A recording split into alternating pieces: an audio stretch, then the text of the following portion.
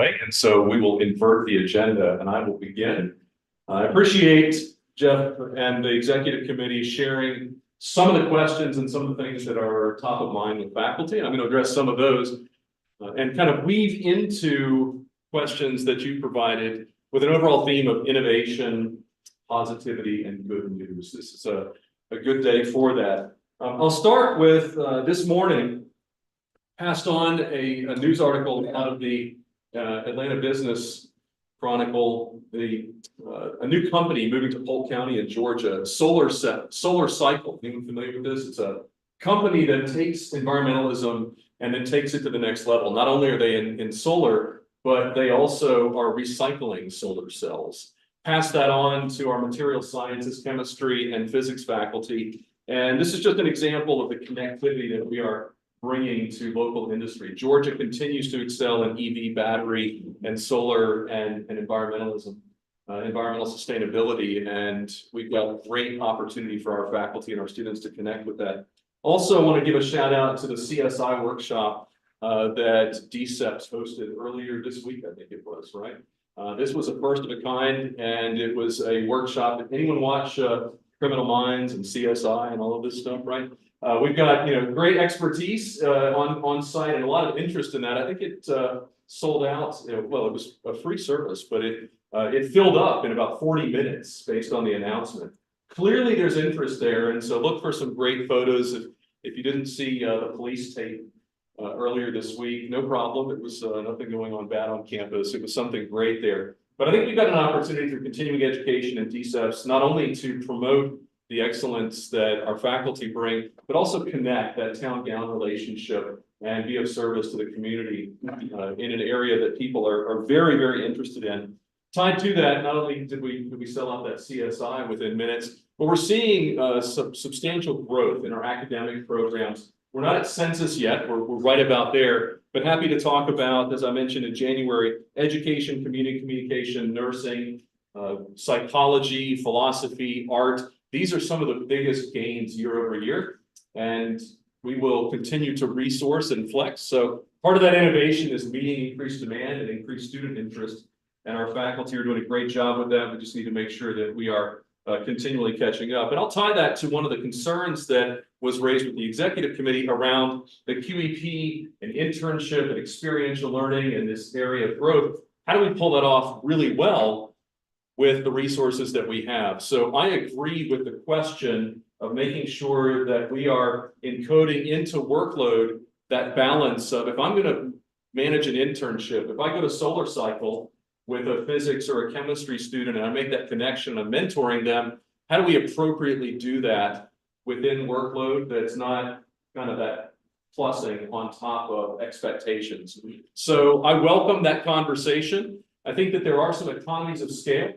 David, we've got Momentum Week next week, correct? And we're going to be diving into that. I would challenge that Momentum group that's going to be discussing the QEP and experiential learning and career readiness around how do we make sure that we're resourcing that appropriately.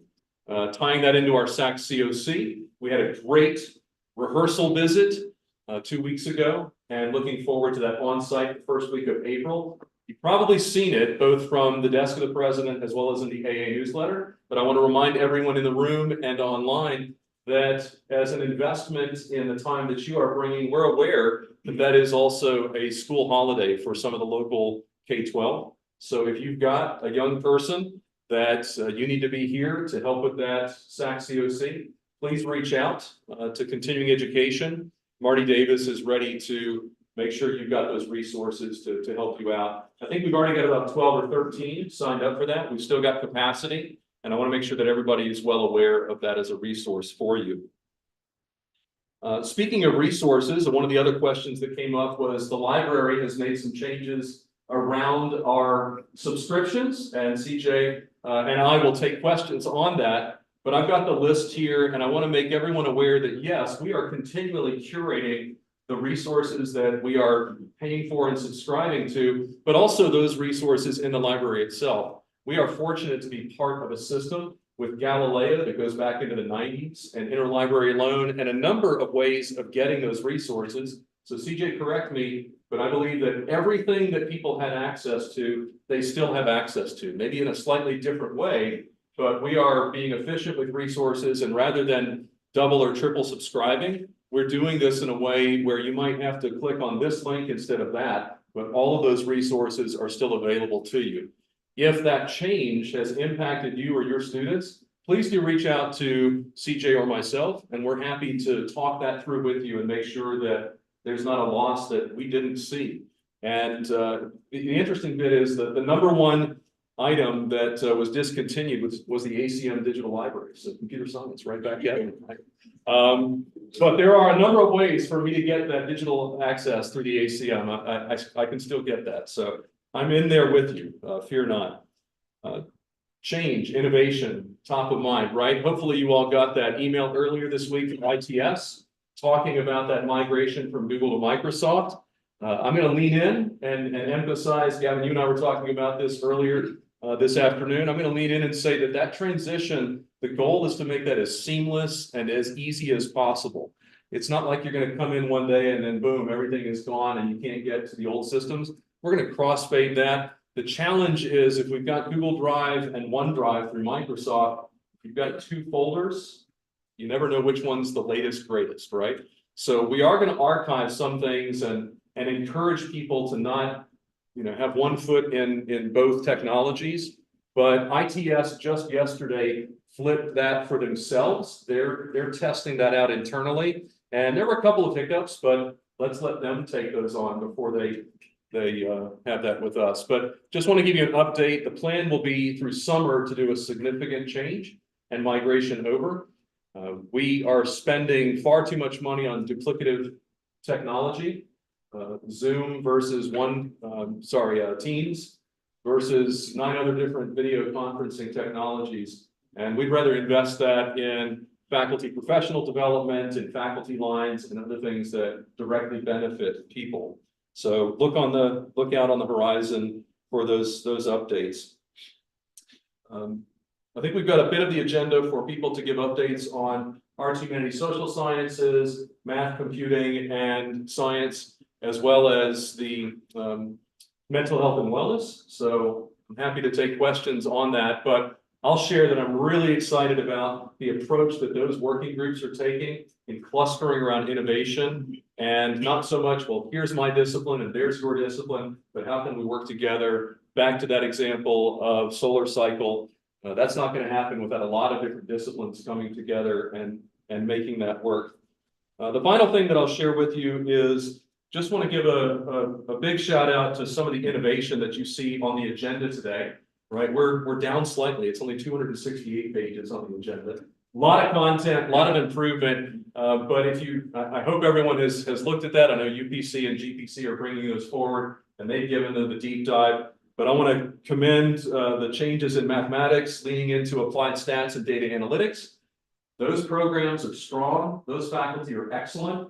Those areas are much needed, but it's a branding issue in my mind, right? If we're advertising mathematics versus in the broader culture, people talking about analytics and data science and applied statistics, same content, just modernizing how we are presenting that to prospective students. So I think you'll see in the agenda today, I'm not trying to influence the vote, don't hear me wrong, but I'd just like to say I'm really excited about that. From an accounting, I had a great conversation with Dean Johnson and some of the faculty around accounting. That's a national trend that's in decline. Just flipping that ever so slightly and adding data science into it, that's going to invigorate that and speak to modern audiences and drive that change that we so need. Similarly, in art, we've got fantastic world-class facilities and faculty in art. Adding, though, new lines in animation and illustration, the digital arts, and bringing that to the fore is going to really breathe an exciting change into that. So kind of coupling, honoring what we've got and the excellence there, but also bringing in the new and combining. You've heard me say this many times. It's not an or proposition. It's an and proposition. We don't have to undo what we've got that's great to add to. And I'm excited to see on the agenda today, we've got a lot of that evident. President Kelly, I'll turn it over to you, and then we'll take any questions. Great. I'll do less fun things. I'll start with legislative update. I say it's less fun because for those of you who've ever spent time in the legislature, it is by design less fun.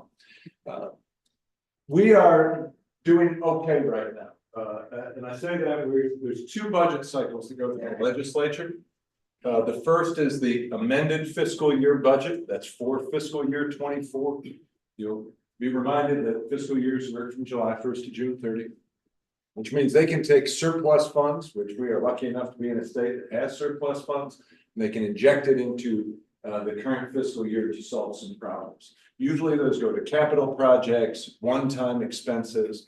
But if you recall, the USG went through a $66 million holdback at the end of the fiscal year 24 budget cycle last year with the Senate got $66 million out of the budget. That was distributed around to all of the universities. For the University of West Georgia, about $2 million that we had to cut at the end of the year. That was very unexpected. So far through the House, those dollars have been restored, but they're restored in cash in the fiscal year 24, which means it's a one-time injection. They are not yet through the Senate, and that will be the hard part. So we are spending a considerable amount of time at the Capitol trying to address those issues. I am lucky enough to be flanked by my new chief of staff, who announced to all of you is Sarah Powell, who is a two-time graduate of the UWG. But more importantly than her alumni status, she is very well regarded, very well liked by all of the legislators and operatives, both in the governor's office and throughout the legislature. She's doing a fantastic job. Carrying most of the weight. I'm spending a lot of time at the Capitol, but I do that with the scaffolding and support that Sarah provides. The other key component of budget for us is the Pafford Capital Project, and that's getting the dollars for construction for that project. So far, that was in the governor's budget. It has gone through the House for fiscal year 25, and I'm optimistic that we're going to get that across the finish line. But again, still has to go through the Senate, and there's a lot of legislative days left.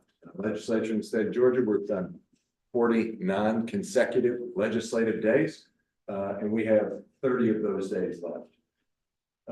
There is in the budget right now another key component, and that is a raise for all state employees. It's a 4% raise with a $3,000 ceiling, as it was proposed by the governor.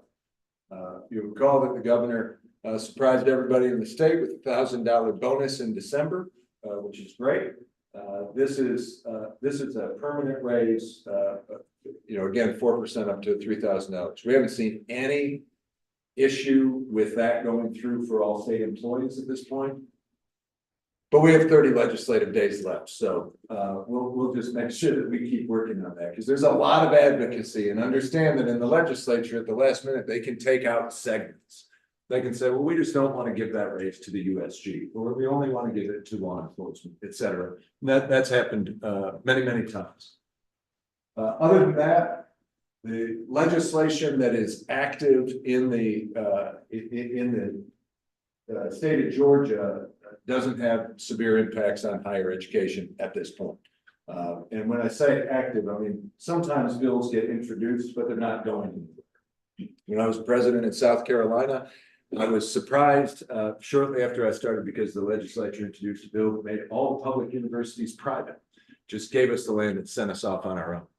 And they joked and said, yeah, they introduced that every. And I said, okay. And they said, and normally it doesn't get much traction. Normally. But it did get very close to having traction. Weird things happen in legislatures, and that's why we spend so much time in Atlanta during this time of year. I'll give you two other updates just on construction projects. One you know about, and we've talked about every time, and that's humanities. Ladies and gentlemen, I think we're going to open humanities in May.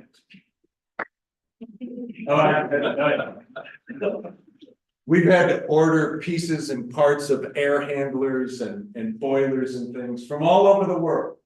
But Jeremy McClellan and the construction company said, I think I think we're gonna open humanities. I'm gonna go and investigate that building today. I'm gonna find out how close we are.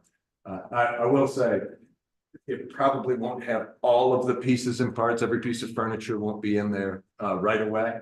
We're gonna have to play a little bit of catch up, but everything that's in a classroom, instructional space, lab space, all of that will be outfitted because we had to prioritize.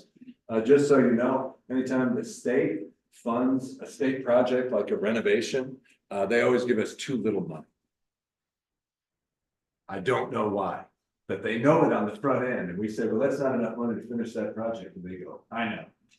Here's the money. So we often have to fill in on FF&E at the end, which is furniture, fixtures and equipment. And we'll be doing that in humanities. The last one is Titus. Many of you might remember Titus. It's the Motel 6 looking building that way. That's going to be demolished in the next few months. And that's an important building for some folks. It's named after, kind of a legacy family for the University of West Georgia.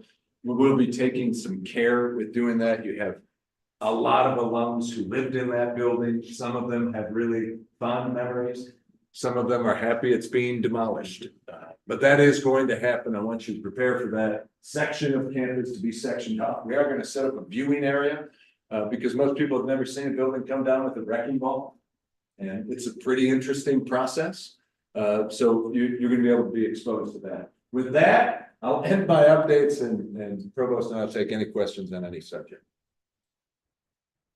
Please, any questions? Sir.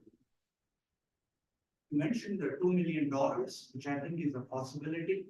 May I make a request that if we are so lucky as to get either the $2 million or a large fraction thereof, that some of that money go into faculty development? Yeah, absolutely. You can make that suggestion. If and let's be clear, it will be a fraction thereof. I don't ever anticipate, I've never seen state money come back in full. So it will be a fraction thereof. I would probably put it at like $1.5 million. And yes, we can talk about that. I wouldn't say that on the ongoing basis. I'd say it on the one-time basis. It would be something we could arm the provost's office with to do an investment. Thank you. But I will note that same money is in the fiscal year 25 budget at this time. I can only speak to what's through the House for the fiscal year 24 because we're still in that process. Thank you for that. Others on any subject in the world? Anybody want to take a tour of Titus before we? You don't. You don't. I'm going to tell you right now, you don't. But I will take you. I'll take you in if you would like. I'm offering it to anybody. Should be coming down sometime this summer, I hope. Going in, one, insurance rates went up 400% last year. Unless you are actually qualified to do that. Any other subjects? Anything? The breaking ball was a good one. Didn't you have to expect that today? I just want to make sure everyone heard because the question about the library resources came up from a few folks who were a little bit urgently concerned. So want to make sure to reiterate the provost, as I heard you saying, there will be ways to access these databases and information. Yes. But if you're not aware of what those ways are, get in touch with you or Dean Ivory. We have a brilliant dean of libraries, and we've got brilliant librarian faculty and staff, and so they're ready to make sure people know not just on what you have been accessing that's been limited, but any resource that you need at all. They're phenomenal. Yeah, I would add one element to that. That direction of trying to reduce redundancy is a prerogative of the Board of Regents as well. There are a number of subjects. Most of them wouldn't affect your day-to-day life, but they're kind of shared systems across financial systems and the like. The board is doing a big push on eliminating redundancy. So in most universities, we've always gone, well, we have our own resources, then we have interlibrary loan. Like they're looking at much larger enterprise systems because the Board of Regents is requesting show me subscriptions at libraries for everybody. And then you see the same subscriptions. And then those Board of Regents members go, why are we paying the same people 25 times? Why can't we just pay that same person one time for 26 institutions? We haven't gotten there, but that's part of the discussion. So you're going to see more of that centralization where it makes sense moving forward. This is maybe just a comment to that point, with our accreditation guidelines, particularly from chemistry through the American Chemical Society, they make a distinction between having access to a journal versus having immediate access. And we have to keep a minimum number of immediate access to critical subject areas. So it'll be very helpful from at that very top level, if we can have, there's ways to have immediate access through another institution to eliminate double paying or anything like that in the future. Yeah, no, that's it's a very interesting distinction. So I'm gonna bring that up. Thank you. I might ask for, do you mind sending me just that provision? Sure. That would be helpful in us, in some of the other conversations we're having. And I'm sure Gene Cook is very knowledgeable about this as well. In the Great. library. I was just about to promote Jean. She is amazing, and she has done a lot of work to make sure that we are in alignment with ACS standards for accreditation. But I do understand that American Chemical Society is the premier functioning organization, and immediate access is important. We can talk about individual journal subscriptions as opposed to ACS as a whole. Very helpful. I think if I could just voice the tone of the concern a little bit, it's that sense of an abrupt awareness, that now all of a sudden I don't have my normal access and my students don't have their normal access. And I think faculty feel a little caught behind. So I think the general maybe desire of faculty is it's been, with many issues, how do we have early enough access to information or plans for change so we can adjust, adapt, learn the new access methods. So we're not sort of feeling behind the 8 ball a little bit. Yeah, that's an excellent point. I hear you, I accept that, and it's communication, right? So Ivory and I will redouble efforts to make sure we're communicating proactively rather than reactively. And I think maybe we can build some of those in, a section in that weekly academic affairs piece that Dr. Preston puts out, just to upcoming process stuff, just throwing it out into the wind until, even if it's months off. That's very helpful. Thank you.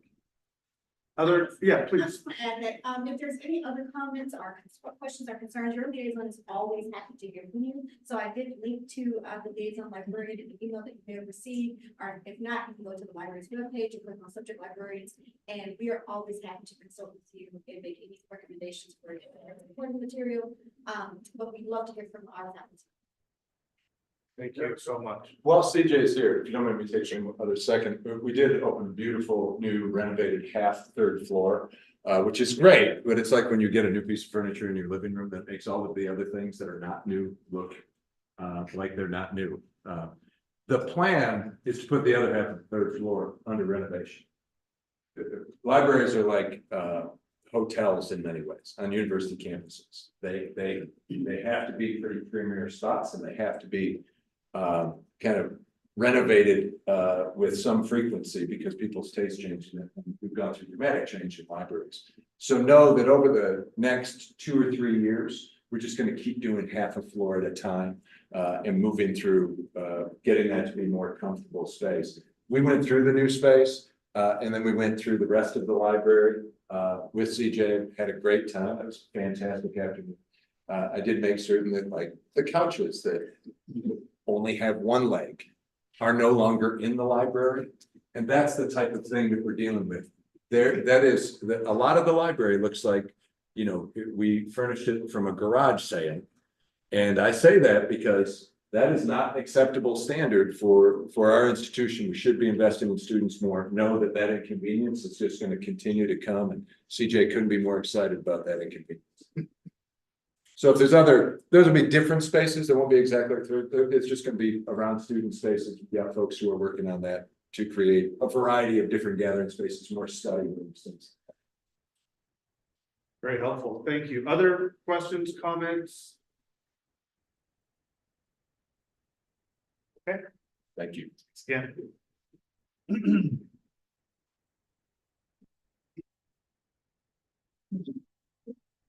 On the general information front, I would like if our committee chairs have anything to share in a general way, that would be great. And then also our task forces, as you know, we have 4 task forces that we have formed over the last academic year. One on workload, one on scheduling, one on intellectual property, and most recently on academic integrity.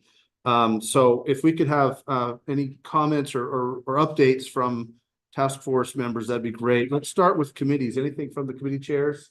It's the Yeah, recent update.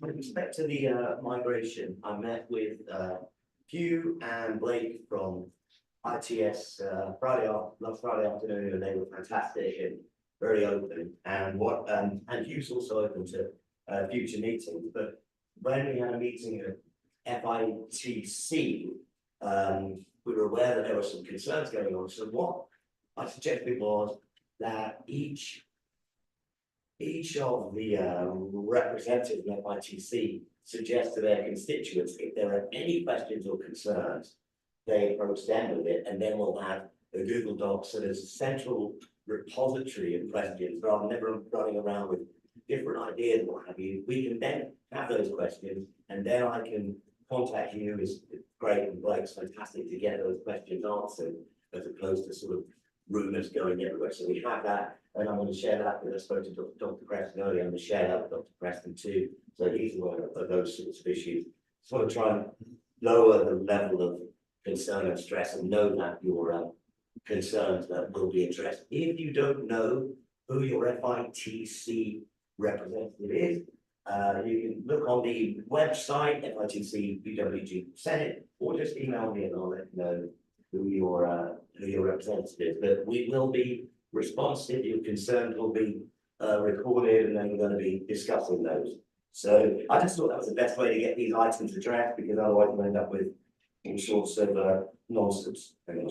Right, and just very quickly, the survey, Dr. Preston, Dr. Bazzani, and Dr. McLean and I put out a survey for space utilization. We all worked together to get it into good shape. I think it is in good shape now. I spoke to the wonderful guys at IFE. They created it for me, or for us, and that has now gone to, now an alphabet soup, not the FBI, it's gone to IEA, and they're going to disseminate that. But they're a little bit busy with SASCOT, so they are going to, then that's their next order of business. I'll be speaking to them beginning of next week. So a couple of good things. I just want to really thank fantastic committee members that I've got. Anyone else who on it, but thank you. So if you don't know who your FITC rep is, just let me know, and we'll get it all on the Google Doc in one place. It's very helpful. Or on the Microsoft 365. Oh, I one other thing is I may be on the pilot, and I think the idea there is if Gavin can do it, anyone. I think it's trying to work on computer, then you'll get that. All right, thank you. That's very helpful. I was just reading an article that compared commitment to religion to be very much in parallel with commitment to platforms, software platforms used, and that conversion requires the same kind of change in heart, mind, and soul that religious conversion requires. So I think it's very helpful to give people as much heads up, information, maybe even persuasion around making that conversion, whatever form that takes for you, to Microsoft. So I think it's very helpful to have that. So thank you. Other general updates from committee chairs? Yeah, thank you, Dylan. So I'll just briefly, as far as SIA goes, we're going to have, we collaborated with Dr. Kelly's office to have a session on March 7th, to Thursday at 4. It's kind of on all things transition to D1. It's going to be just a good Q&A, information sharing. So it's going to be open to everybody. If you want to call, if you have questions and you want to pass them on to me, we can do that. We're getting a document that we're going to share. In addition to that, it's on the task force front. The scheduling task force is broke off into 2 tasks. So we have a survey task and a best practice task. So either of those leaders want to give any updates. Yeah, that'd be fine. So Clifford and I are working on looking at best practices for scheduling. And we are doing a formal lit search, because that's what academics do. And so we found some pretty good literature, some from the US, most actually from the UK and Australia. And what's interesting is the literature does not use block scheduling the same way we have been using it.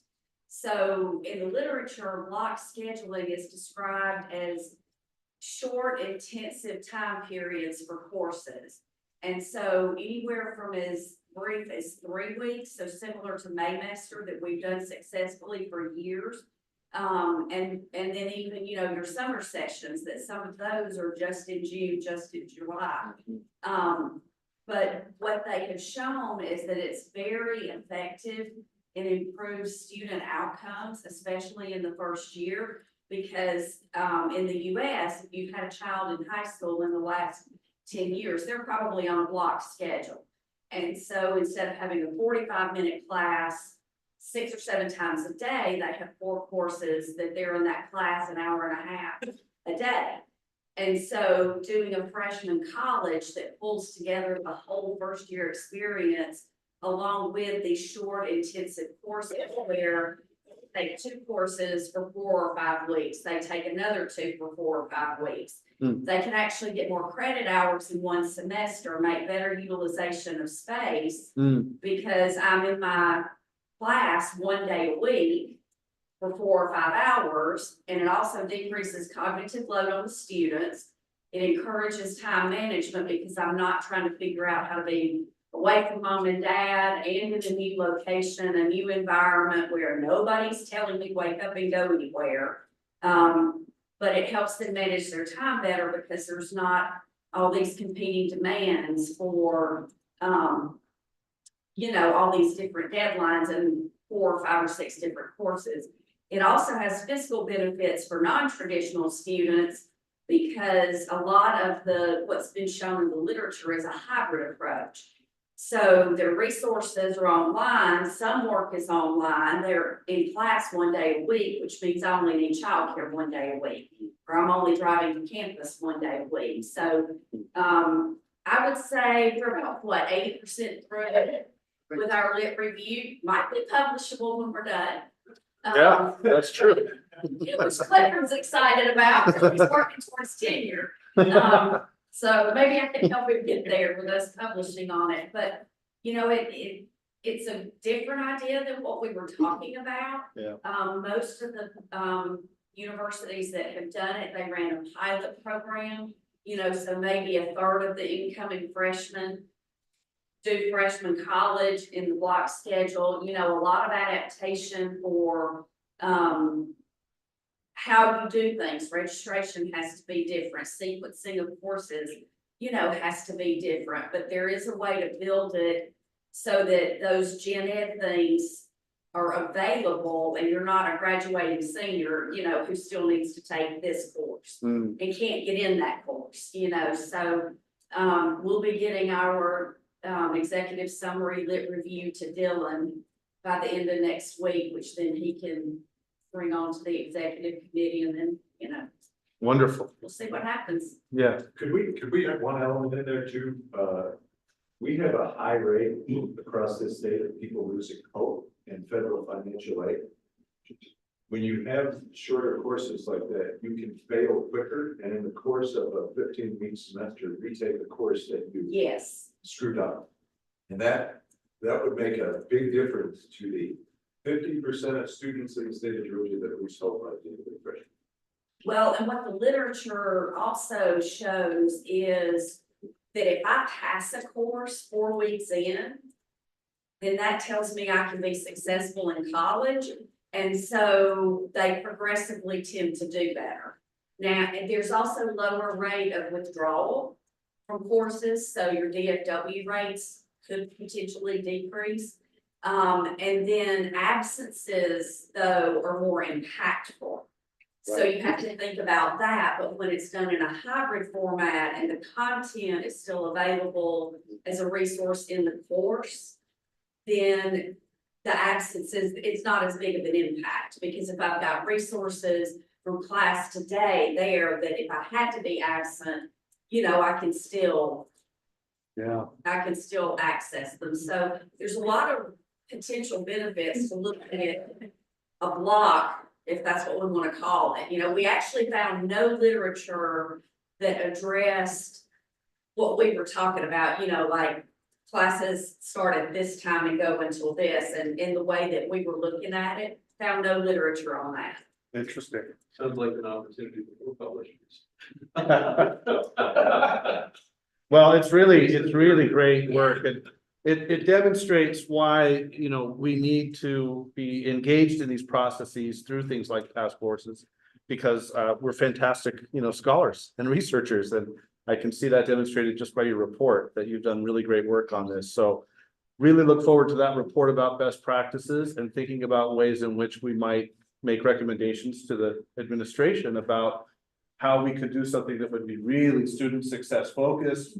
Might require some flexibility and adaptation, but in the long run might really benefit the university and its goals. So I think that's really valuable. Thank you for doing that work. Do you want to speak to the, Lynn? The survey side of it? So we also are developing or have developed a survey of, for students that is going to ask them about any problems that they may have encountered with their own schedule in the past. And look at their preferences in terms of days, times, and so on. That has been refined a couple of times and is now in the hands of the provost office for implementation. So we'll get to see what they want to do. Great. And I'll share that is ready to go out. The key was we wanted it to be confidential but not anonymous, so that we could do the analytics by major, by year, and so forth. So kudos to the team in getting it short enough where it's going to be relevant and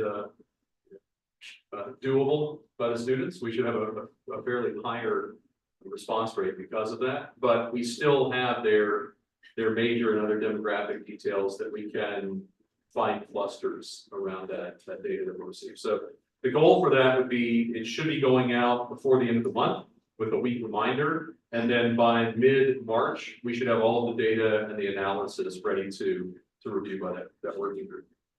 Excellent. I love the two-pronged approach. I think both of those sources of information are going to be so valuable. So I really appreciate the work on that. And yeah, just very, very impressive, and I think ultimately beneficial for students, which is what we're trying to do. Let's see, any other committee chairs? Oh, Laura? For the Academic Integrity Task Yeah, Force, Gavin and I met, and we welcome anyone else who wants to join us. We had a very productive meeting last week, and we really poured through the student handbook versus the faculty handbook versus what is also online in various places, and identified language that could be complex or contradictory. And you just provided us with the paperwork from what people had to say last time. So Yeah, the notes from your discussion. review that as well, and then maybe devise some recommendations and things and send them to the appropriate committees. Excellent. Yeah, the task forces, I mentioned it because they're a task force of two, which is totally fine. But the task force sign up sheet is always available, and if you can't find it, just send Laura or me a note and say, I want to serve on a task force, and we'll get you in touch with the people involved. But I believe you were very successful in identifying some inconsistencies in places where policy could be ironed out and resolved. So, I mean, that's going to be very helpful. Yeah, thanks to Laura in our task duo, not task force, but there were some things where, as Laura mentioned, that the student handbook did not jive with the faculty handbook, and then there were woulds and shoulds in the same place. Dr. Preston was concerned about that. Yeah. And then there were woulds and shoulds in the student handbook. And so if something happened and there's been a student for one thing and then a faculty member for the other, that there is a potential for a problem. So I don't know what we have to do next. I don't know what you suggest. Well, you would present recommendations that would be potentially, for our body, it would affect the faculty handbook, but those recommendations could also be implicated for the student handbook. We could say things that maybe make recommendations for our administration to look at the student handbook. That's not our purview of responsibility, but if we want to align them, we need to have both sides shaking hands. Yeah. So any recommendations you have, please put those forward. Other college committee chairs or task force? Yeah. Mhm. First meeting next week. Great. Inspiration instead of task force. Beautiful, great, thank you. Yeah, intellectual property. Yes, I'm honored to represent intellectual property along with my co-chair now as a committee, Katie Morales. Our other members are Robert Griffin, Brian Perry, and Mark Jansen. Please see them if you have any concerns. At our meeting today, which was also attended by Christy Carmen and Brian Gosier, who represents the West Georgia Research Corporation, which is a new entity related to West Georgia. We discussed the fact that we want to create a policy that is for students, faculty, staff, and community collaborators, which makes it beyond the scope of Faculty Senate. So we decided we would be using the institutional policy mechanisms to get this approved. That does not mean that faculty will not have plenty of voice. We're going to have some open forums. We're going to have lots of opportunity for you to express concerns. We're at the stage now where we have identified several peer institutions who have policies that we're benchmarking on and probably borrow liberally from in some of our sister schools. Some good work has already been done, particularly Kennesaw State, which already has a research corporation attached to it. So that will provide some modeling. As soon as we have a working draft, we'll let you all know and we'll start kicking it around. Thank you. Thank you so much. Anyone else? May I just say, I'm just overwhelmingly impressed. It's fantastic. This is a Senate that gets work done, and I'm just so struck by the work of our committees that's been ongoing for years, you know, but these new task forces, you've really taken up the charge, and it's just very impressive to see that. And our expertise is, I think, the heartbeat of this university, both for teaching our students, but also for the work of shared governance. So continue, if you will, to let us exploit your expertise, to use it. It's really valuable. So join task forces if you like. There's no deadline on when you can join. We will hope to get kind of some reports and recommendations by the end of the semester, but I have a feeling those task forces will continue to work. So please join where you like. Okay. Gosh, I'm so touched. I'm just going to turn it over to undergraduate programs committee so I can have a moment to myself. Tim, go ahead.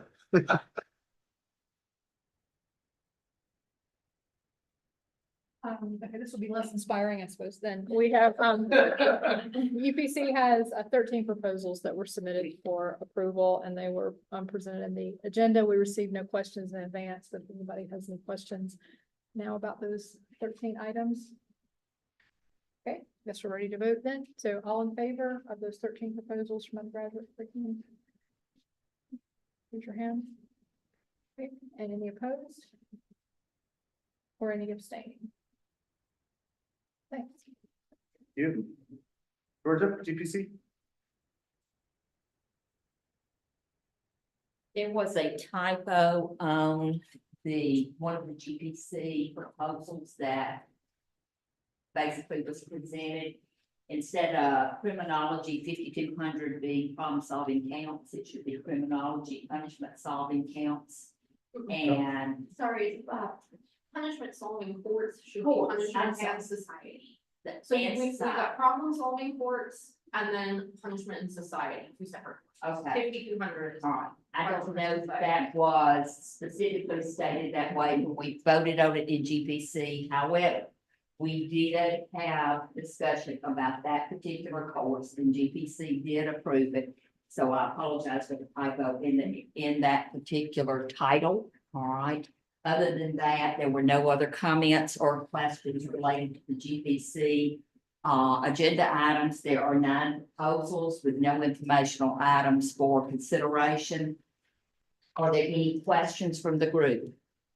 And just a note, I'll make the change in the minutes, and Thank since you. the curricular entry is fine, then. I appreciate it, Laura. Thank you so very much. Then can we call for a vote? If you're in approval, please raise your hand. Opposed? Abstain? Thank you.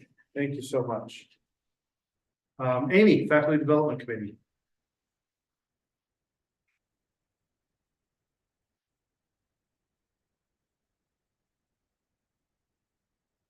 The proposed modifications to the UWG handbook are to incorporate the Board of Regents policy changes.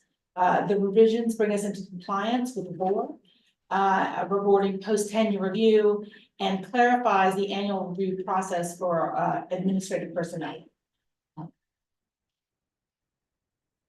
Question for Brian. Can I make a comment? I want to give a shout out to the FDC for this. This was a lot of change, a lot of the detail work to align with the USG expectations. So kudos to the work that you all did. It also creates clarity on timeline throughout this process, which I think is vital for due process. So thank you very much for the work you all done. Yes, shout out to Tom, Michael, and Anthony, and Mary Cassis, who were instrumental in making these changes. All right, all in favor? Opposed? Abstaining? Thank you very much, appreciate it. Thank you. Just a note about our timeline. We're going to be having our general faculty meeting in April. That's every April. But we will be at that time electing a new Senate chair. So we have currently 2 nominations that have come to me, but I want to make sure to invite and encourage all those who are interested in serving as a Senate chair that you do put that nomination forward. And also our committee chairs will be rotating off for the most part come, you know, the summer essentially. So if you serve on a committee now and you'd like to be a committee chair of that committee, or if you think you'd want to be a committee chair of another committee you don't currently serve on because you have that expertise or that interest, please also let us know that. We want to make sure and get all of our administration of the Senate in place as quickly as possible. Also, I know that the colleges and schools are working currently on with Laura on getting ready to do the Senate representative nominations process and elections. So that's all going to be happening as well. And if you know people who maybe need a little nudge to serve and you can encourage, please do that. And let's make sure we get all of our folks together working in the Senate, representing the different colleges, schools, programs, etc.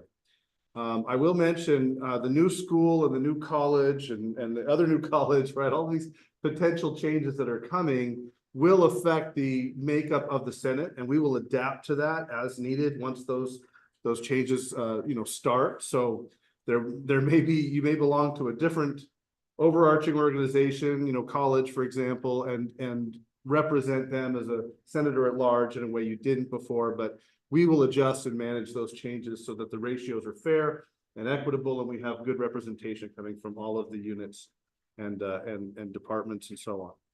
Questions about any of that?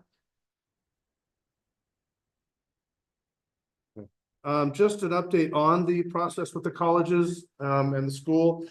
The steering groups, I serve on all 3, so I can speak to them. The steering groups are working very diligently in each of these areas. For the College of Math, Computing, and Science, there's work going on right now on sort of the phase 2. How do we envision this college working, looking, operating to meet the goals that were outlined in the vision proposal that was submitted in December? Laura sent that out to all senators. Was that yesterday? Day before, to make sure you have it and you can share it with your faculty. Also, it's in the minutes. I think it will be in the minutes if it wasn't already from the last meeting. And now everyone wake up. So So that's the phase that the college is in, the school's in the same phase essentially. Each of those entities, those steering groups will be meeting again with faculty, trying to work together with faculty to gather as much and good information as we can to make sure that the plans for sort of rolling out the college and school operationally are well informed and work well with you. Now, all of that will be on the basis of recommendations made to our provost and president, but we want to make sure we gather as much and as full, good information as possible to make the best recommendations possible. The arts, humanities, and social sciences are in phase 1. And you may have already received an email about those upcoming listening or discovery sessions that are going to be starting next week and will go up probably a couple weeks. Also, the representatives of that steering committee will be with us in our March Senate meeting. We'll be spending the second half of that meeting focused on the arts, humanities, and social sciences and how we envision our best ideas about how to really have those areas perform and have opportunities to be really successful in educating our students and developing our research agendas and other things. So that will be our March meeting, second half, just so you're aware. Questions about the 3 steering groups, our work? And I just want to thank you in sort of advance for the arts, humanities, and social sciences, and also in advance of phase 2 for the other 2, for your coming to those listening sessions, giving us your best ideas, participating, helping us understand the real heartbeat of our university faculty around that. So even if you're not in an area represented or you think might not be represented by one of those 3 entities, please come. We love the best ideas you've got. Okay. With that said, we move to our second hour focus, which is on space. And you may recall that the provost graciously offered to meet with faculty across campus in December to start a discussion about space, utilization of space. That space, of course, is inclusive of everything from faculty office space to lab space to teaching classroom space, shared spaces. So we want to continue that discussion about space. And humanities, apparently in May, we're going to have humanities online. So that space will be available. We're talking now about the future of Pafford and what will happen with that space. So things are always changing. I'm hoping to get Tyus for a Rebbers research lab that will just be there until it's destroyed. But there's space. Oh man, I'll never forget my kids. The first year we were here, we did the safe treat, and Tyus was where we went to go and trick or treat from the doors. Yeah, That was safe. it was not. It was not. No, My kids are adults and I wouldn't take it. it was scary. It's like one of those Atlanta haunted houses. It's really built up to scare the kids, and it worked. But anyways, we want to talk about space utilization, but not just in the sense of like concerns and issues, which I know some of you are concerned. You have issues. You wonder about these new buildings and how you'll fit in if you're from those programs that tend to work there most of your time. And so questions of things like hoteling and having your own office or what works best. So we want to talk about issues and concerns. That's going to be part of our discussion today. But I also want us to talk about our best ideas for how space can be effectively utilized, especially in relation to QEP. So our new QEP is going to be focused, it's not really new to us, but it's our focus for the time being, which is going to be on experiential learning. Well, experiential learning means suitable space in which to do that. And each of our disciplines need that space to be available to us to do the kind of experiential learning with our students that's really going to help elevate their success. And that'll differ. So we need to be aware of your needs around space so you can conduct experiential learning and career readiness effectively with students. And that's going to mean not just in class work, I'm pretty sure. In my case, in my discipline, it means a lot of out of class work.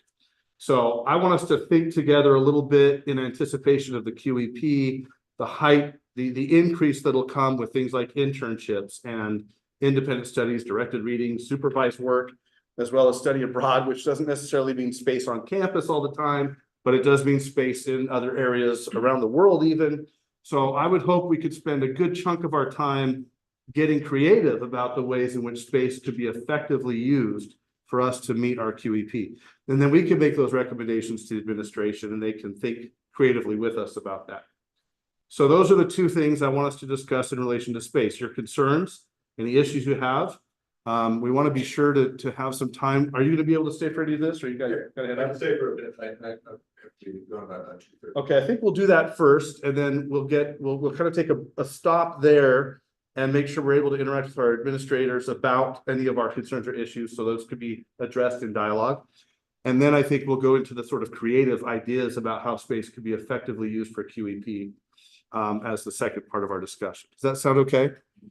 So what we'll do is we'll go, let's say maybe 10 or so minutes on issues and concerns and getting into small groups to discuss those. Then we'll come back as a full group with the administration to discuss those ideas with them and see if there's any issues and concerns that can be resolved. And then we'll move to small groups discussing ideas. Also, I had a recommendation from my executive committee to maybe mix up the groups a little bit. So if you keep sitting in the same place, I'm going to encourage you to maybe, cross fertilize a little. Well, that's probably not the right term. Cross pollinate, that's better. Yeah. No, none of it. Just go talk to other people than you usually do. How about that? Okay. Thanks, everybody. We'll do that right now. If you don't mind, group up and have your discussions. Thank you. Remember, issues and concerns for this first part.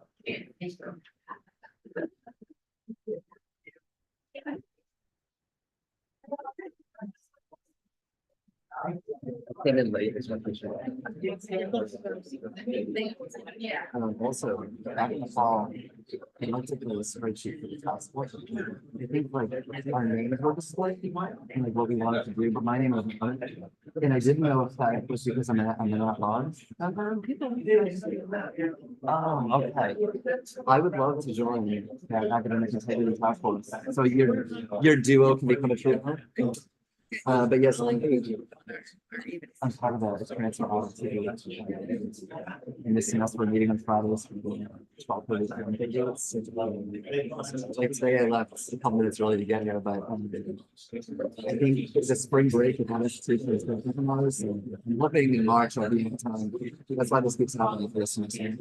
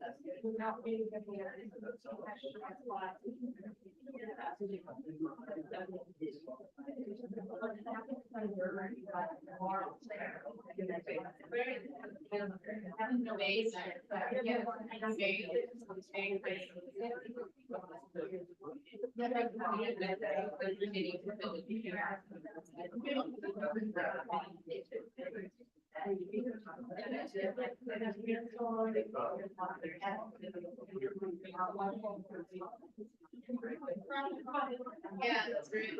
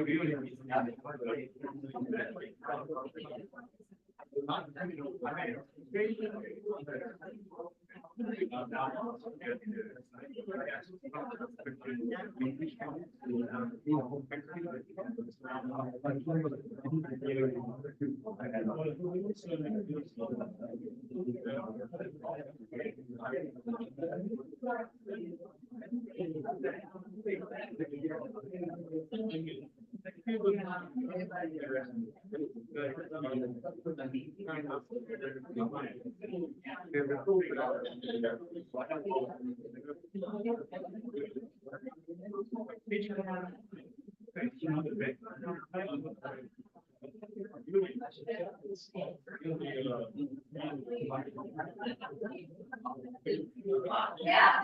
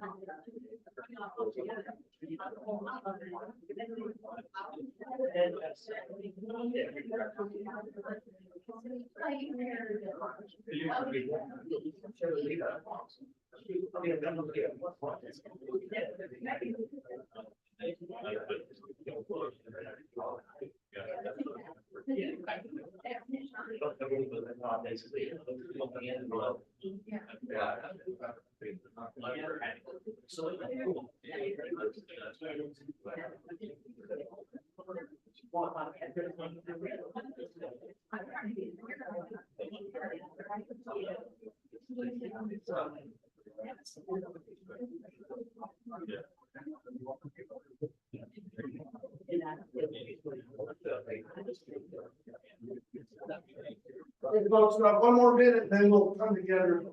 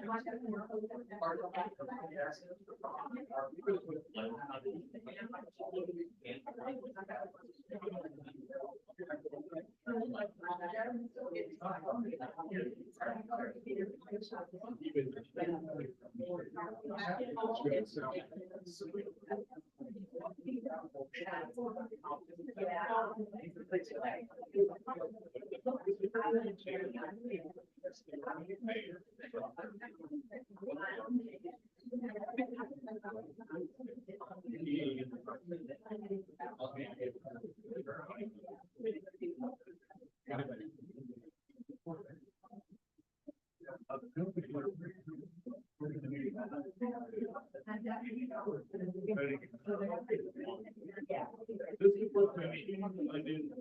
Okay, everybody. Let's go ahead and gather together. I wanted you to keep talking, but we'll talk with me a little bit. I've noted a few things here just to kind of get us started that came up in a couple of the groups I was moving in and out of, and please feel free to tell me more and I'll put them on the board. But give me some of the main themes that emerge for you that might be potential concerns or issues, if they're not already here. I can say more about these if you want, but anything else you want to share from your groups, please. Just general security, so I can Security. secure your laptop or your research data. We took a spin on security, how you keep yourself safe when you're dealing with students that could potentially get upset. You get out of the room, you need to get out of the room without being, without having passes. Okay, yeah. Two instances. Good points, yeah, very helpful. Other themes?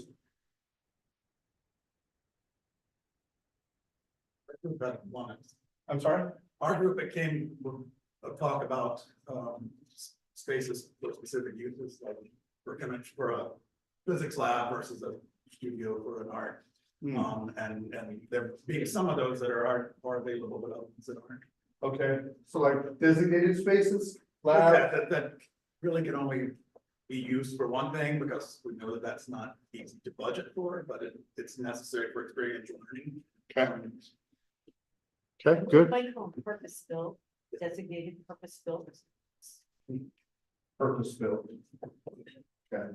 For priority, right, so if you're saying anybody can schedule office space in the emergency building, could I actually in the space in the building? Prioritization. Yeah. You know, isn't it almost a version of each department being something different? Okay. I mean, So honestly, some customizable departments space. need that designated space, others not so much. And I think you have to consider the students and the classes and the responsibilities that go with each department. Okay. We also talked about what our space can raise to students about us, but also including like their importance to the university. Like if they come into a tiny office and there's nowhere for them to sit, or like a place to put their bag, do they feel important? Yeah, I heard that in one group, kind of welcoming to students or inviting the students. Okay.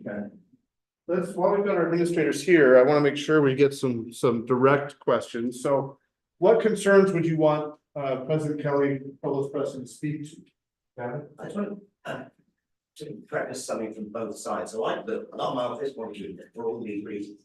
However, number 4, let's look engage in the real world. When people come around, you mentioned state representatives, and they're seeing these things empty, like people aren't necessary, but through no fault of their own. When they see these things, spaces wasted, then they're thinking, first of all, remember, we're not the favorite people in the world sometimes, right? So they see these space, wasted space, so to speak. How do we keep people happy, because they're coming around all the time, not all the time, but certainly pretty busy, and they're saying, I'm spending, or I'm giving money to this place, and this isn't used that often, although I use my office already. But there is this wasted space that's you that sometimes. I just want to make sure we haven't got champagne taste and beer lunch sort of thing. That's the expression from my dad. Yeah. So I'm not like picking one thing or the other, but I think we do need to address that in a way that doesn't upset faculty who really want to keep their offices, and that's why I want to give more money to me. Yeah, and it's interesting. It's not always legislators or other authority figures in the state who come on campus. They get a lot of feedback from constituents. They hear from students who you are teaching who come to your office. That's how they hear about it. We get it by, I've often gotten it by, like the person. We don't present it that way because I don't think that's meaningful. But that's a real issue. And we've got to solve that issue, because it is they're looking at it as a champagne taste situation. I want to have this designated space, it's very expensive, but I'm important enough to just have it there when I need it, which doesn't accomplish a goal of the state, because all of us are taxpayers in the state as well. That's not how taxpayer money can be spent. So I agree, that doesn't answer your question, you're welcome to keep your office. But I think one of the issues that we have to address is, what's the difference between a faculty member who does come to campus every day? You know, they're here all of the time. That's a different space need than somebody who is not here all the time, right? You're working in a lab. That lab is a really important space, right? When we went to the material sciences lab, you know, one of the first things we talked about was labs that we visited in Europe that were much larger, right? That you could do 4 classes at a time in different subjects in the same lab because of the use of technology and the way they delivered it. And then that one lab was serving multiple disciplines. It was purpose-built space, but it was optimized. It was running, you know, like 24 hours a day. It's just different things happening in there. It's designed around optimization instead of tradition, if that makes sense. May I add, and this gets a little more focused on faculty, I think the impressions around space being used or not also matters to us. I think faculty, if we were to, for example, in my program, move to, you need to share your office with someone else, Jim. And then I walk into your program, and I see that you guys have like antechambers and then your office, and I'm gonna be like, what the freak? Well, anthropology was set up that way, if you remember. I mean, no one's in anthropology anymore, right? Nobody. Okay, so we can pick on anthropology, but they have like antechambers before they're, you know, it's like your keep sex too, right? So they have a lot of space there.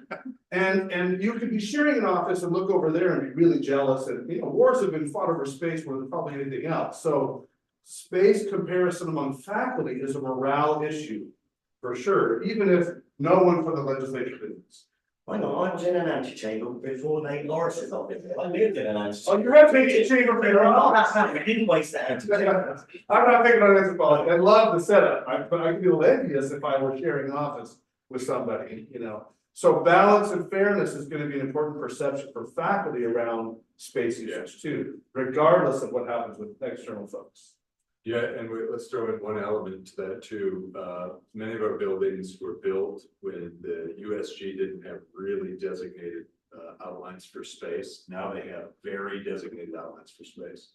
So you'll see in any of the buildings we're renovating, we have to adhere to those. I mean, they have it down to what is your job function as a faculty member and what amount of square footage you can be assigned, and then how is it designed? And they do that all the way up to offices of the president that have very distinctive specifications. This university has spaces that are out of line with those specifications, but they're historical. They wouldn't get through a state process now. So we have some built inequities that are going to exist. We might have to do some renovation too, like take away an antechamber, just use the square footage and rethink it, try to go toward those specifications. Yeah. We can't take down walls. Bear in mind, as long as it's not a load bearing wall, we can't take down walls and reconfigure space. Depending on the place, and that's not a hugely expensive thing. So optimization, I would suggest, is kind of falls into several of those categories. How do we get the space that we want? And I'll go back to the lab. Like, what's the lab you want versus the lab you have? Because we have that conversation, then we know what to run after. Because we can go, well, we can't do X. But that, when we just can't do one thing, it leaves a whole bunch of things that we might get. And we can have design conversations around that. But it has to be an optimization, both in use of time, density of use, time of use. Time. Yeah, what was the cost per square foot you said on space? So I said $222. I was corrected the week after our last faculty senate meeting that I went to the chair of House Appropriations, and he said that's not the right number. It's $300 per square foot. That's by The original investment. Oh, the original investment. Okay, It's $300. Because these buildings have to be built to last 50 years. So different than our, we have stick-built homes. Those are supposed to last a long time too. I'm not sure if we're all in homes that were built for that, but state buildings have to be built for high density use for at least 50 years. So I think a concern I heard sort of bubbling, people will start off a sentence like, if I lose my office, I won't feel like I belong. That's kind of the belonging thing. So administrators, are we gonna lose our offices? I'll share, I joined this group back here and I was talking about the space that we have. I think this conversation began with the Pafford renovation. Yeah. And the redesign of that. I think if you walk through Pafford right now and try to find some of these offices, to the president's comment earlier about the library, how it was functioning was not appropriate to honor the students and this institution appropriately. There are spaces in Pafford that have been cut out and offices made from previous classrooms that do not honor the work of the faculty that are in there. So our motivation around Pafford, and Dean Owen has been involved from day one in that conversation representing faculty, has been how do we uplift that experience in that space? But specifically to this point of, will I have an office? The answer is yes. We have vacancies and retirements and people moving on that have opened up spaces across campus. The challenge is I might not be in the same building that I have been in. And that could be a challenge and a positive. I might get, we talk about cross-pollinating or however we said it when we moved into groups here. We might be next to people that we haven't been next to before. And that could be a grand thing in collaborating in ways that we haven't here before. I'll also add that this is tough. You've got competing elements that are all valuable here, but I'll map it back to our conversation around the library and the resources. It might look different in how we're accessing, but the same goal of being able to do our jobs with excellence is still part of this. And again, back to the library, we could have not done that. And it may or may not have really risen up to the chancellor and to others. But by doing it and leaning into this and the library and IT software, all of these things that we're undertaking are not easy. They're work and they're challenges. But every time we do one of these and create an efficiency and stand that up publicly, it opens up doors where people understand that we are being great stewards of the resources we've been entrusted with. And then that creates opportunity after opportunity that certainly would not exist if we just, we're good as is. We don't want to take this on. So I'll add to this that yes, you will have an office if that is, what you need and what you desire. It might be slightly relocated depending on changes over time, but we're not moving to a space. When we talk about hoteling and flex, that doesn't mean that's what everyone is going to be imposed upon. So hear me very clearly there. And then the other side of that is it's tough. And purpose-built space and placemaking and wasted space and flexibility. But I appreciate that this body and the faculty at large is taking this on because it will pay dividends in ways that we probably don't even know. We might not make a direct connection, but it absolutely will occur. And we will be better off because of it for years to come. I want to echo that. It is really hard. I agree that most wars are fought over space, especially at universities. But the conversation has changed in the environment, and it's no longer a university conversation only. There's plenty of other people who are participating in it, and they are the ones who are funding it. And we are going to have to adapt to some of those expectations that will probably make us better in the process. One other element I'm going to add to what Dr. Preston said is we cannot design space around us. We have to design space around the people who will take over for us. It's a really important distinction. That's part of the reason why USG standardized weatherless space use, because they have probably people in my position who would customize in space. Well, you can't. We have an office of the president, it has to fit a president. It doesn't have to fit Brendan Kelly, although the doorways have to be high enough, so there's a standard. But they have to fit a president, they have to fit a provost, not this provost, a provost, because we get one shot at doing space. And then everything else is us coming in and kind of doing these ad hoc renovations to try to make that space that we're not going to renovate for another 5 decades work for them. So I say that because you said it every, when you brought up the department piece, like that's true. Except then we have to ask the question, because this is what they ask me. Why do you have to have departments? Why is space designed around departments? It's a great question. Might be a question that makes us feel uncomfortable. It's a good question though.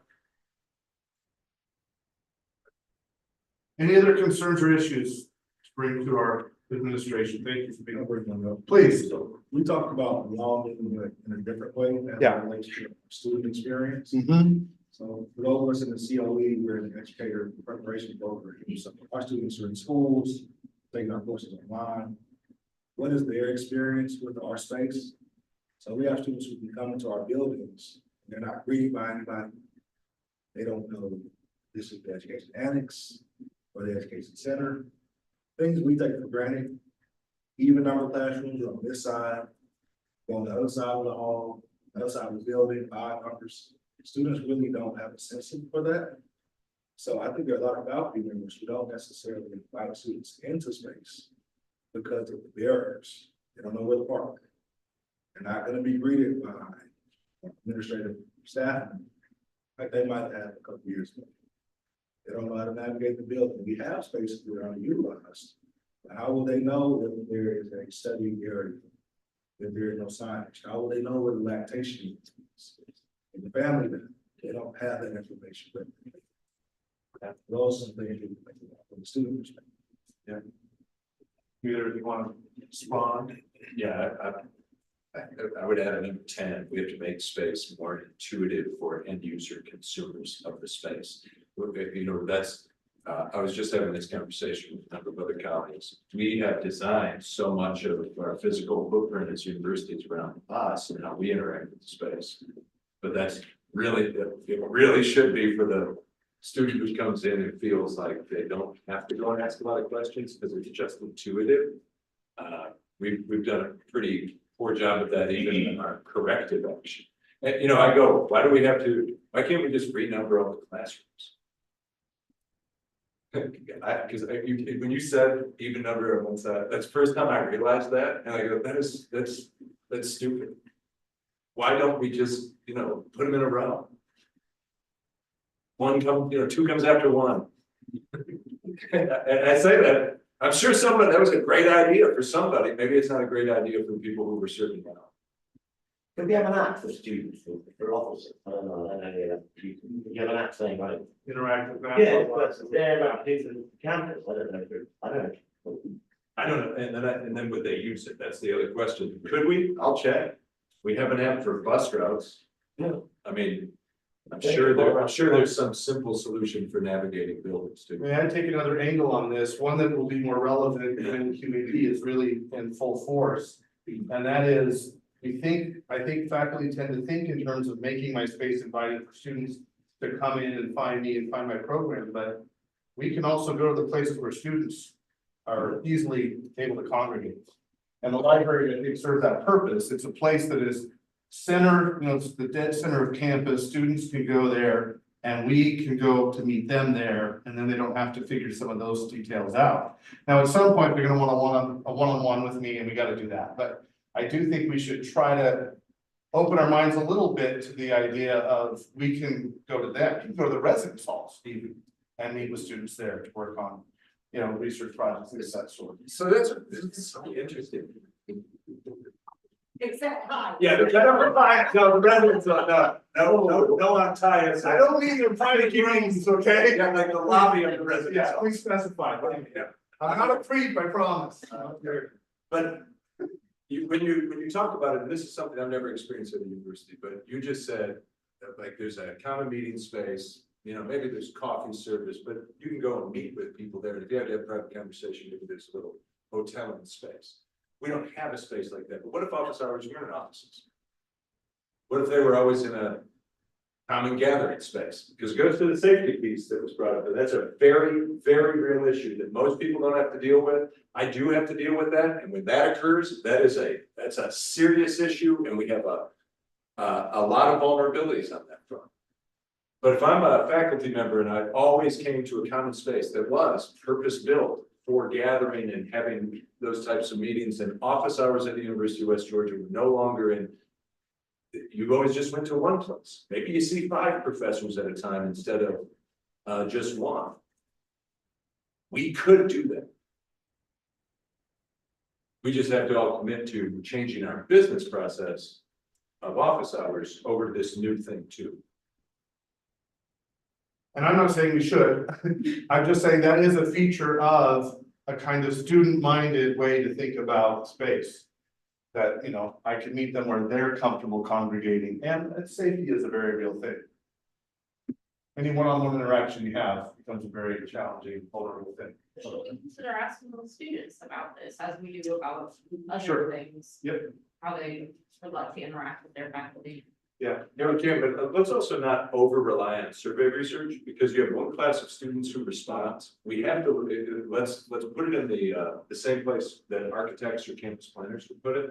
Let's see where people walk, and then we build the sidewalks over the paths, instead of asking them where they might want the sidewalk, because they might answer that question and the behaviors don't follow. They go to your office for office hours right now because that's where you poll. And so I say that because that survey research, we do a lot of, you know, we do student experience surveys every semester, and we can include questions on that. I would love to ask the office hour question. What, like, why are you trepidatious about going to office hours? You must be, because you don't go to them very often, right? But let's get that feedback, but let's also go, where are people's behaviors already and how can we adapt? I'll add to that, you've got a lot of expertise in this room, and I love that we're having this conversation. Not every institution is asking these things. Yeah. But to the point of, you know, should we ask students? If we ask them, should I have to take general education? Many of them would opt out and say, no, I just want, you know, these courses.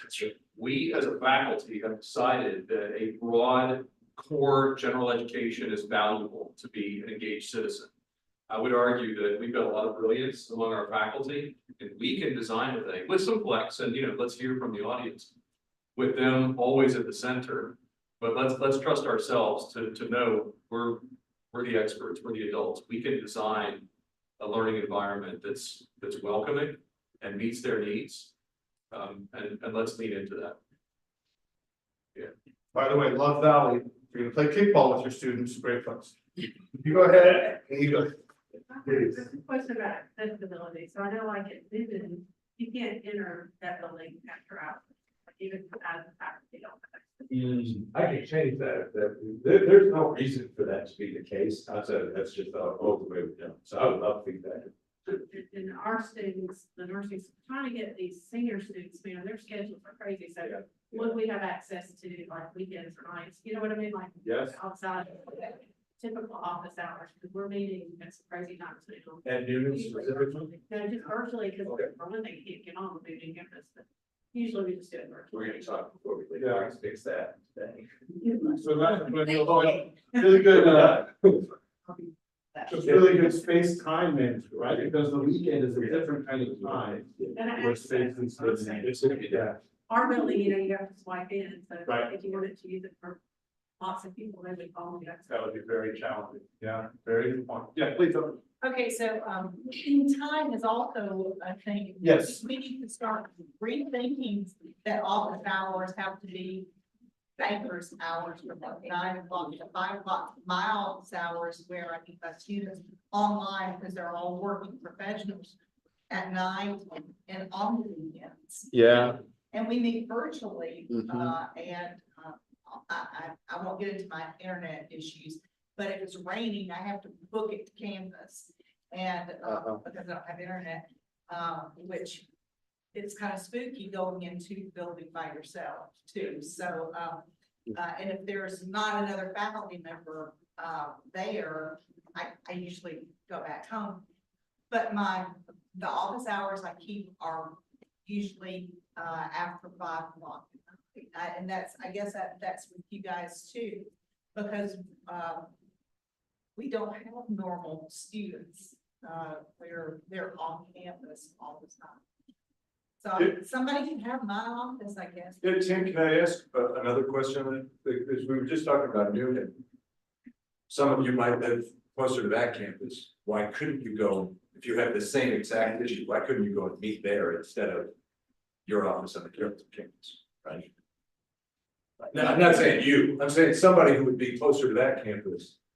To solve the problem currently, you'd go to your designated workspace, which is on the main campus. And you would to make sure you have access to internet and meet that student.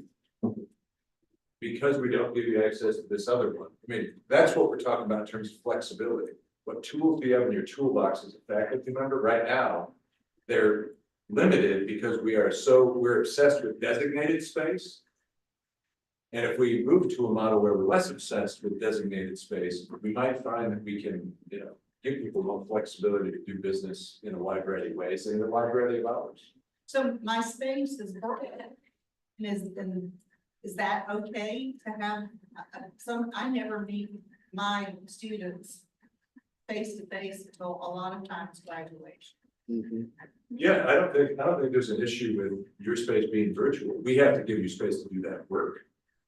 And, knowing, for many people, they can't do it. And we shouldn't, unless we're going to equip you to do it at home and assign you to do it at home and buy the equipment to facilitate that, then our job is to facilitate that workspace at work. And we have to make sure you can leave your house and you will have a space to do that, at place of business. Where that is, can be flexible. Yeah, but it's a good point you brought up. I heard your group talking about that, and you mentioned the cost of just paying for internet. And are we obligated to pay for internet at home? Or do we need to come into school and have our designated space for, internet access there? That's part of the conversation we need to have. And if your QEP does involve, virtual work or study abroad work, or, you might not be near this campus for a lot of things. Do you need to have technology, access to internet, things like that, wherever you might be, so you can actually do the QEP we have in front of us? So I think it's a really good question. And I think we could put recommendations or ideas forward that would even talk about, home office or remote ways of accessing things like the internet. I think that's important. Yeah, and I'd also bear in mind, it doesn't have to be one thing. We have, 10 or 15 types of approaches. Somebody who's here every day, physical office, it's a more traditional pattern, same at coffee shops, they're around. And then those who are teaching a lot of graduate students that are virtual, that's a different way of doing business. But right now, with that different way of doing business, the last 20 years, we've been teaching a lot of online students. We still build physical space the same exact way we did 20 years ago. I mean, I'll tell you right now, if I went to the House Appropriations Chair and said, I need to make sure that we have a faculty member who has great internet access at home, and she doesn't need any physical space on campus, he'd go, done, I'll pay you in cash right now, right? But we've never proposed that. And we don't propose it because we say we've only got one way to do business, and that's we need physical buildings. And this is going to continue to be a conversation for the next 10 years. The numbers they're getting back on space usage in the state right now from 26 institutions, not just from us, are so different than they were 5 years ago, dramatically different than they were 10 years ago. We've just got to rethink. It's just like the library. We've got to rethink the space because nobody thinks that having $300 a square foot book storage makes a lot of sense unless it's more usable, useful, and used. So I thought the internet piece was a great idea. I'm gonna help you. So one idea about space going forward is a kind of bespoke model where space is tailored to the needs of faculty so they can work with students effectively. And that can be virtual, that can be physical, that can be this campus or Noonan or Douglasville campuses. I mean, I think that's something we can start to consider and make recommendations about, given that we're the ones in touch with faculty more than anybody else across the university. Hearing that could be something to converse about. And I love this conversation. I love this format for this conversation. We probably need to do this, a number of times to get to what's the right mix, what's the right hub and spoke. I will tell you by the next faculty senate meeting, we will start that. I know Dr. Preston, when I said we're gonna fix the Noonan campus hours, he has already taken that action. That will be done, but I say that, so it starts us moving into a direction. How many of you live in Coweta County? Greg, do you do work at the Noonan campus? No, Do you want to do work at the Noonan campus? yes, and I will be teaching there in the fall. Fantastic. You're gonna be able to go like next week. It doesn't mean everybody has that access, but why, if you have a card. I give you access into a building, I know it's you. We have the record. If something goes wrong, we will find you. I told you where I live. Yes. You know, the Noonan campus has an alarm. I know because I set it up all the time. My card opens everything. I walk in, the alarm goes off. When chief calls me and goes, did you just set the alarm off? And I go, yeah, figure it out. I don't know why it has an alarm. There's nothing so special sitting in that's not already under lock and key that it has to have an alarm. I do think you have to be able to swipe to get in. Yes. But we can figure that out. The security in our building is phenomenal. I get here at 6:30 in the morning, swipe myself in. The building is empty, but I know you have to swipe to get in. You have to swipe to get into the elevator to get to me on the third floor. I feel very safe in this campus in that building. You don't have to swipe for an elevator to get to me. This is fantastic. No, and those security measures are intuitive security measures. There was just a story out this week that talked about access in companies and the number of security measures people have to go through to like log in. Look at all of the authentication to log into your workstation, to get into a building, get into your office. And now we have moved so far away from physical keys that we are probably in a space where, we have the opportunity to be more flexible. We just might have to change some of the technology or what. But let's use the Noonan campus as a start. We're gonna rip the alarm off. And I'm gonna tell Chief of Police today, get rid of the alarm unless you can give me a really good reason why. We just put a camera system in. So I think we have every security measure we need. And outside of the nursing labs, there's nothing at the Noonan campus it's not like the Ark of the Covenant's being stored there. Yeah, you have to be in person. That's right. You have access. That's right. No other for education and college, you can't get in there. That's right. Listen, I go in on the weekends. I just start programming simulators tomorrow. It's fun to watch. What about the Douglasville campus? Does it have faculty space? Ooh, great question. Douglasville campus is the convention center right now. Yeah, my son's there is dual enrollment, and I'm like, if I had to take him, he's only there for 50 minutes. Could I go there and work, or is there not space? We don't control the convention center. Okay. We just have the lease, so there's not really designated space for faculty. It's just temporary. It's not even a good temporary space. Okay. We are in a deep conversation with Douglasville County Schools right now. And Great Flint Studios about designated physical space in Douglasville and dual enrollment in particular. Okay.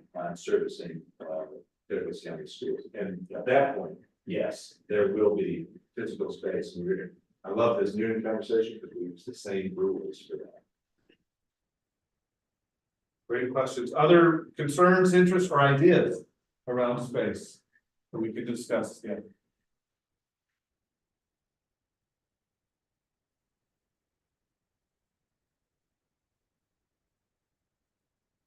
Okay. Been a really good discussion. I think we're going to stop. Really appreciate you both being here to talk with us about this. We'll keep talking. As you said, a conversation needs to always be ongoing. But if you do have ideas or recommendations or things you want to discuss, let me know. I'm not inclined to form a task force at this point. We've got so many and so little time left on our semester, but if you want to, we can certainly do that and have a group that focuses on space specifically. So let me know if you have that interest or want to do that, and we'll make that happen. Okay, so I'm going to go ahead and conclude the meeting, and thank you all so much for coming. I hope you have a great rest of your day and a great weekend. Take care. Yeah, we were pitched that. Oh, yeah. You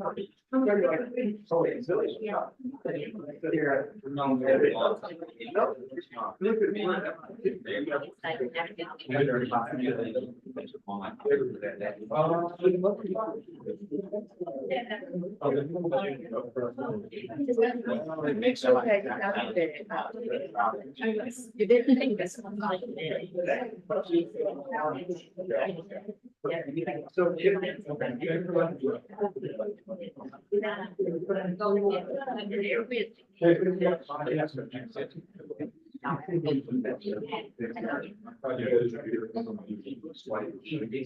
These are all.